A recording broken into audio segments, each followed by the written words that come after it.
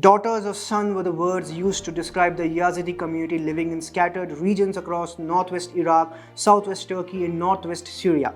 However, seeing their plight since 2014, one wishes that the sun never set the way on a community like it set on them. Why are we talking about Yazidis now?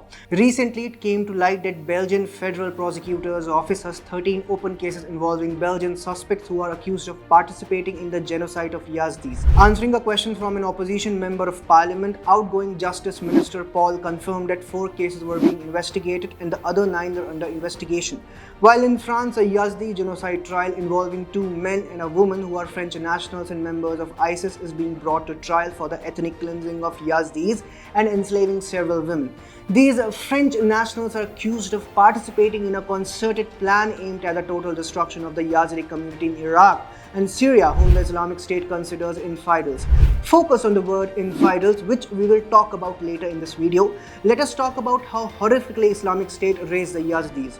Considering them as kafirs or Satan, the Islamic State razed the villages of Yazidis in Iraq.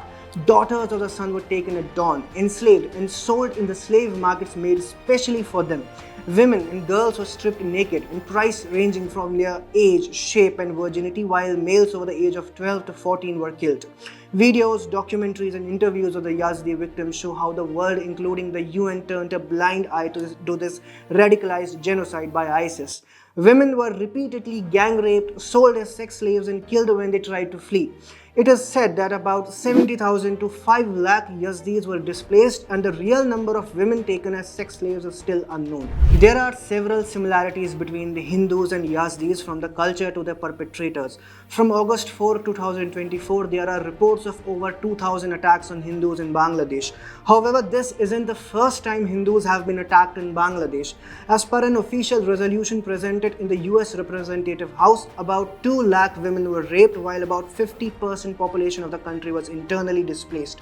The selective genocide of 1971 wasn't a nightmare, but a horror series planned over the years. Houses and businesses of Hindus are marked in yellow as H to easily identify them during the attacks. Similarly, Kashmiri Pandits were targeted in Kashmir based on their religious beliefs, despite what the mainstream media wanted you to believe. More than 1,100 Kashmiri Pandits were killed in religious hate crimes in early 1990, while about 350,000 Kashmiri Pandits were forced to leave everything behind them and live in tents for eternity. Be it Yazidis or Hindus or any other ethnic cleansing, it is the kafirs or the infidels who pay the price. The line is the same: victims change, perpetrators don't.